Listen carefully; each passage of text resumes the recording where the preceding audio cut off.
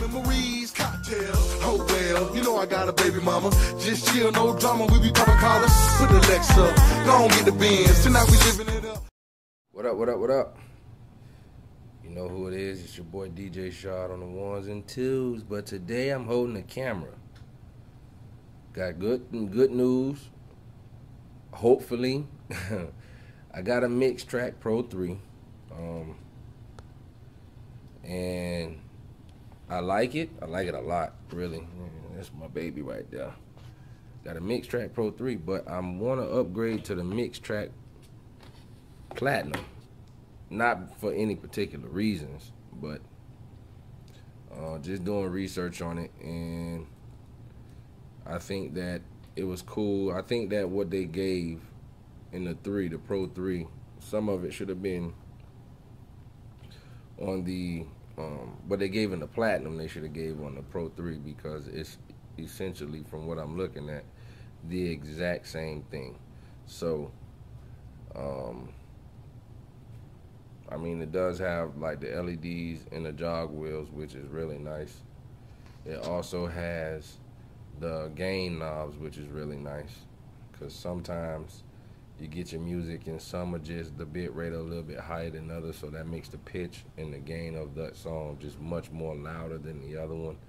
And you constantly, you know, maybe you're tuning or adjusting your volume in the middle of a set where you want to kind of have a consistent volume on each channel, so you're cranking out the same amount of energy per channel per song, and it just stays at an even keel and a nice flowing sound. That's not always the case. So the gain knobs are good. You have 2 added decks, deck 3 and 4, which is a 4-deck set up in the 2-deck controller style, which I think is a real good thing, because it allows you, if you want to simply stay within decks 1 and 2 and do your mix or scratch or whatever else, you can do so. But at the same time, it allows you to actually queue up 2 more songs that you might have in your playlist ready to go, and you don't have to slow down and wait. So you can almost get away with playing 3 songs and then having that 4th song queued up ready to go in your mix, and then you can go back to deck 1, 2, and 3 and find your next 3 songs and just keep the party going all night long and mix them in appropriately. You know, you can fine tune them as you're mixing them in, get them to the right levels that you're looking for. So that's a good thing. Pretty much everything else, like I said, everything else is pretty much the same. You know, it has an independent filter for each channel, so that's a good thing too. It's really nice that actually you're able to do that. So it gives you a little bit more control over your sound, and it gives you the opportunity to, you know, really hone in on what you're doing and the type of mix you're looking for. So I like that. Only thing is, I think that both the microphone input, I think, should really be on the back of it by the RCA or on the opposite side of the USB. I think that'll really help, because I know with mine, I have a wireless mic system, a Rockville wireless mic system, UHF. It's really good too, really clear, really crisp, and you don't have to scream and yell into them, and you don't have to hold them so close to your mouth. Like, whoosh, that's a long day.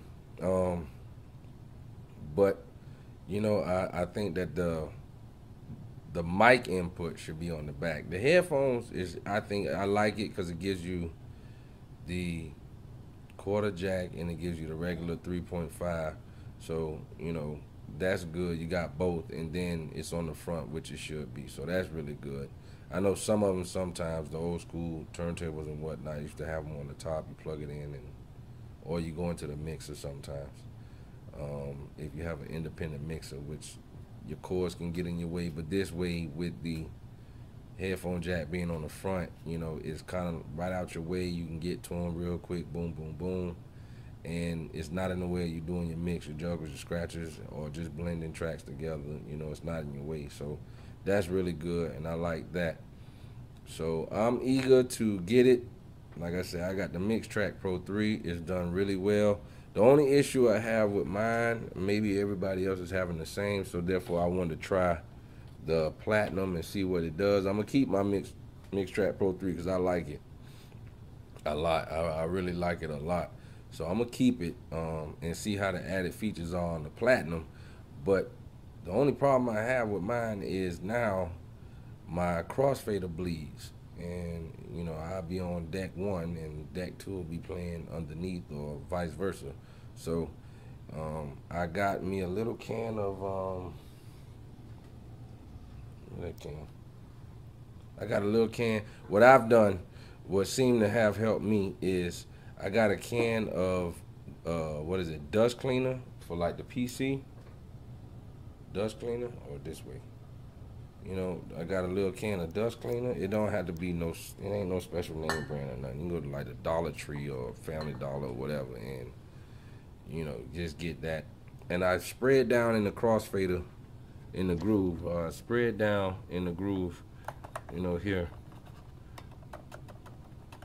So I spray it down in the groove, and it seems to work. I don't know if it's something down in there that gets caught, or if it's dust or particles get you know in the way of it fully closing from one side to the other.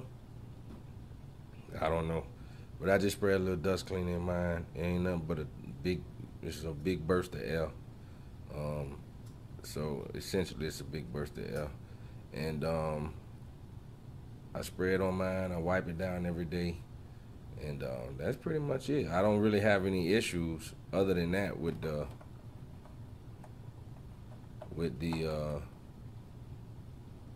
whole unit as one. The pitch sliders, they're awesome. Man, look, you go from one song to the next song, and sometimes people don't even recognize you to speed the song up or slowed it down. They're just so much in the groove of things. At least I know when I'm at my gigs and I'm doing my little things, they can't tell one way or the other. It would be nice. I know sometimes, like you say, I see some people say, yeah, it would be nice if the sampler deck, you know, for deck 1 and deck 2 were independent of each other. You know what I mean? If you go through 1 through 4, they're all lit up when you go into sampler mode, but then turn around, you have 8, you know, you go 5 through 8, you know, you have to use the keys on the keyboard, or you will have to manually go on the computer and hit play when you want them to play from well, I use Serato for Serato and sampler and the sampler deck. So it would be nice if each one had its own independent deck. So, you know, I mean, some of us would rather prefer you know, on deck 1, deck 2, certain ones, and then on the other deck, you know, you have more samplers or things like that. And the same thing goes for the auto loop. It should be, you know, you should be able to hit them in and out. And I know on the but it says you can. So, but if you have the full version of DJ Serato, you can. If you have the intro, it's kind of limited on what you can do. I had the full version. I'm not sure. I think I'm just gonna get Serato DJ. I think I'm just gonna get pitching time with mine. I got video already. I don't pretty too much use video, but I got video. I think I'll get pitching time. I think that's the only other one I really want to get for what I do. Especially, I might get Slip, but I don't know. But I'm waiting to see, like I said, I'm waiting to see if the Platinum comes in and it does hold up and perform like my Pro 3 did, because this thing has got me through a lot of house parties, a lot of different events and gigs. So I'm just waiting to see what it do. I'm excited. I mean, the LED wheels, and then I think on the jog wheels on the Platinum, I think it kind of gives you that LED middle, but then I think it gives you that black I guess, covering on the jog wheels, I think it's supposed to give you kind of like more or less a closer to a like maybe a vinyl feel, or that's what everyone I've looked at, I think, you know, that's what it looks like. It looks like it's more or less like a like almost like a vinyl feel to make it feel more realistic in terms of turntables, traditional turntables. So I think that's cool. Now the one thing I think that would set whether it be the Platinum or the Mixtrack Pro 3 apart from all other entry-level DJ controllers would be if they kept everything the same. I think they need to integrate some of the LEDs on the Mixtrack Pro 3. You know, if they did it, if they do a remodel of it, I think that would be an awesome thing. But I think the one thing that would, even on the entry-level controllers, I know it's gonna up the price, but I think that it would actually be well worth upping the price. Like if you took the Platinum with everything it can do, the 4-deck, the independent gain and filter knobs, you know, you got the 100-pitch sliders, the LED lights on it, the whole nine. Now what would set it apart is if they actually made the jog wheels maybe 6 inches wide and motorized. Now that would set it apart, because now it gives you the sense of real turntablism. You know what I mean? You really would feel, you know, like it's real turntablism. Whereas it like the jog wheels on the Mixtrack Pro 3, you know, it's, you know, you can turn them, but then, you know, like I say, you see it will stop turning, and even if it was powered on, it's the same thing. So, you know, you get the ring of red light, it'll let you know where you're at, you can nudge it and all the rest of that stuff. But if they were motorized, man, that's a whole nother ball game now. So you're talking about if it's the actual retail was $299, but you're finding it now for roughly $250.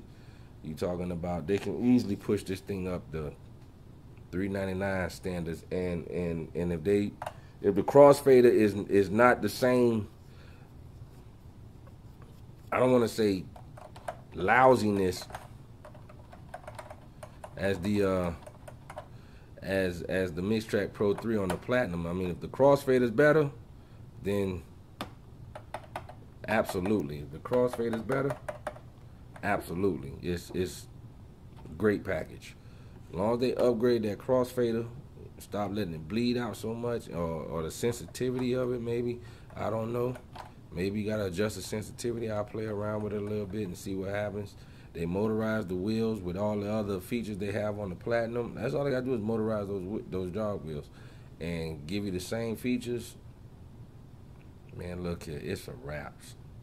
Like straight up, it's a wraps. And I know it's a lot of good DJ controllers out there for the entry level DJ, but if you do that, it's a wraps, because you got everything you want. Because eventually you can stick with the 2 decks. It's not a problem doing your gigs or whatever with a 2-deck, but it does limit you in terms of what you can mix together at one time and blend them all together, find the right rhythms on each song, blend them together, and really create, you know, something special within your mix. You know what I mean? So, you know, given those 4 decks, it allows you a lot more freedom or a lot more advantages, you know, over the 2-deck system, which I think is a great thing, because there's been times with me where I've got one thing queued up, I might have it in a small loop, I got the song playing, I done beat matched it, and at the same time, you know, you don't want to touch either one of those, but you want to be able to, you know, put a little scratch on it or something like that to liven it up even more and really, really get the party to the point where it's like, this is insane. So being able to do that, I think, would be good.